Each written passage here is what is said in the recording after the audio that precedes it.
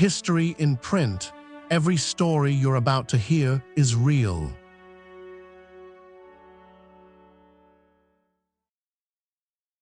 The ground shook first. Then it split.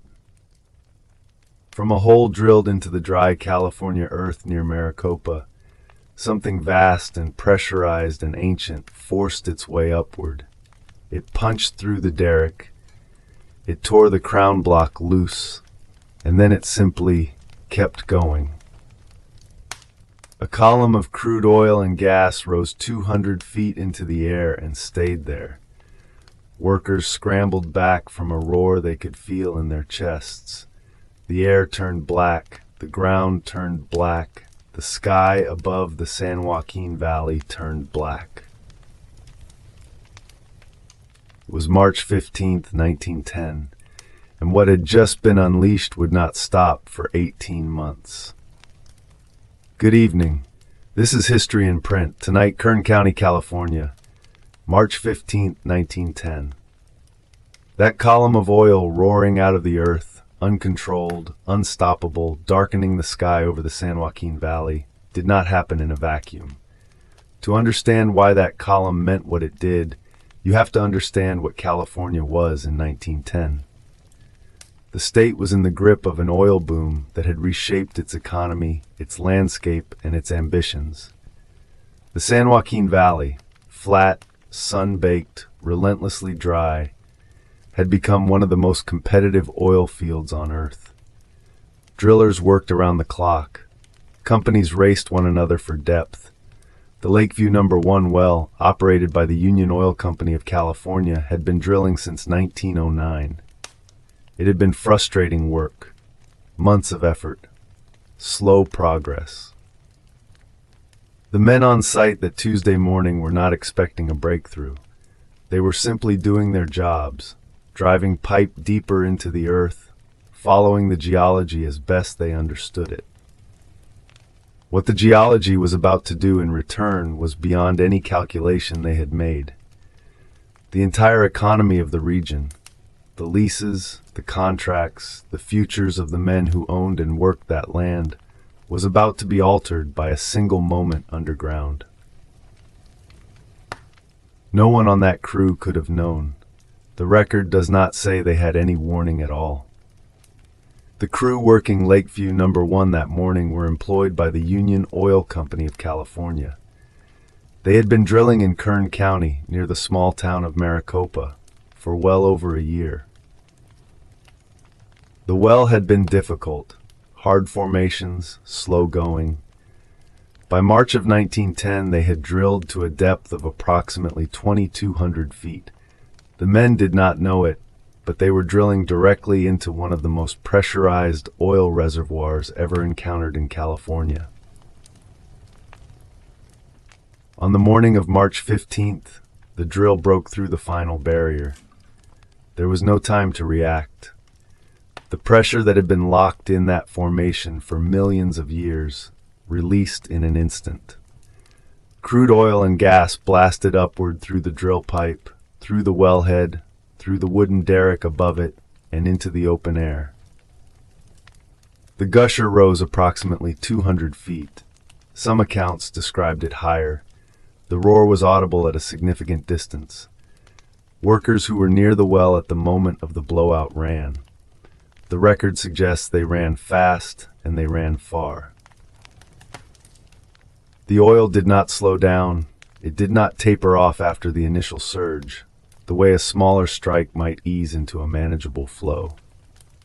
Lakeview No. 1 poured crude oil onto the California earth at a rate that stunned the men who tried to measure it. Early estimates placed the flow at 18,000 barrels per day. Later assessments revised that figure upward. At its peak, the well was reported to be producing approximately 100,000 barrels of oil in a single day. 100,000 barrels in a single day. The crews could not cap it. The technology of 1910 did not offer a straightforward remedy for a blowout of this scale and pressure. Every attempt to control the flow failed. Workers tried to construct earthen dikes around the well site to contain what was pooling on the surface.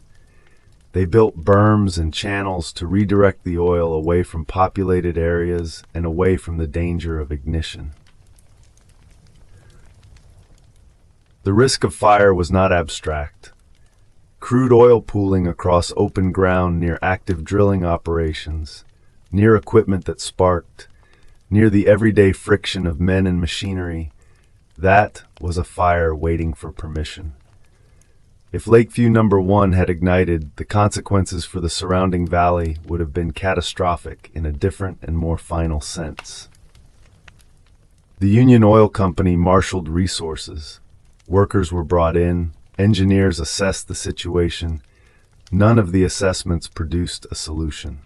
The Gusher was, in the language of the oil industry, a wild well, and this one was wilder than any that had come before it in California.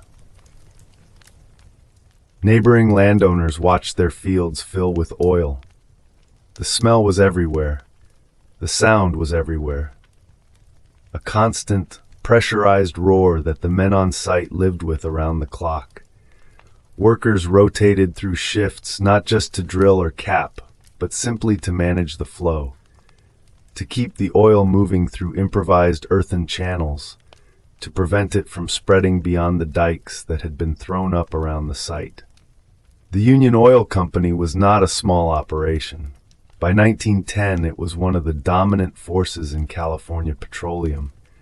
But even for a company of that scale, what was happening at Lakeview Number 1 represented something outside ordinary experience.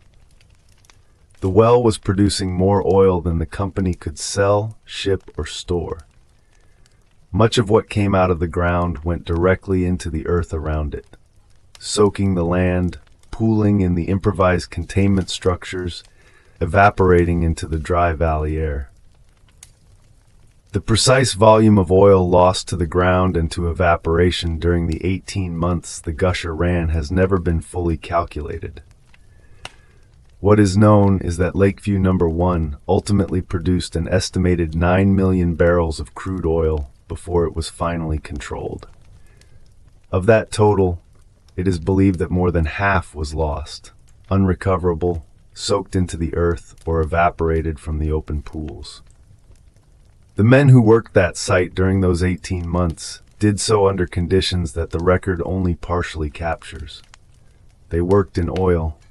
They breathed oil.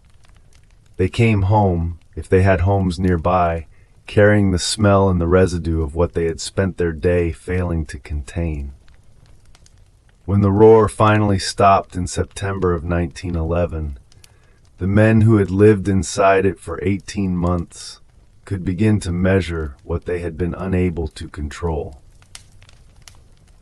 The accounting, when it came, was staggering. The well had run for approximately 18 months. It had produced an estimated 9 million barrels of crude oil, making it, by the records available, the largest oil gusher in California history to that point, and one of the largest ever recorded in the United States. The volume of oil lost to the ground and to evaporation is estimated at roughly 4.5 million barrels. It was not piped, it was not sold. It simply soaked into Kern County and dispersed into the air above the San Joaquin Valley. The land around the well site was saturated. Containment dikes that had been built over months held a fraction of what was produced. No official death toll appeared in the records reviewed for this episode. The record does not say men died at the Gusher itself. What it does not say is equally significant. The state of California had no regulatory framework adequate to the scale of what had just happened. No agency was prepared to respond. No law governed what a company owed the surrounding land or the surrounding people when a well went wild on this scale. The loss was absorbed by the earth, by the company, by the men who worked there. The land moved on. What the papers did not print was this. The Union Oil Company had, in a sense, struck the largest single oil deposit ever tapped in California, and lost half of it before anyone could catch it. The most productive well in state history was also, by any measure, its greatest waste. The site of Lakeview No. 1 still exists in Kern County, California. The oil industry that the Gusher helped define went on to shape California for the entire 20th century.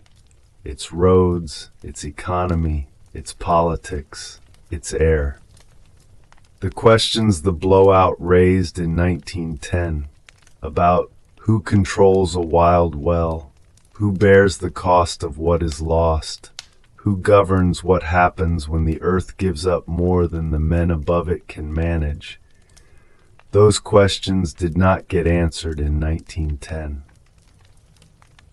They were asked again at other wells in other states in other decades. Each time the scale was different. The fundamental problem was the same. The ground beneath Maricopa, California, held 9 million barrels of crude oil. The men who drilled into it on March 15, 1910, found every last one of them. Half of it soaked into the earth around it, or rose into the valley air, and was never recovered by anyone.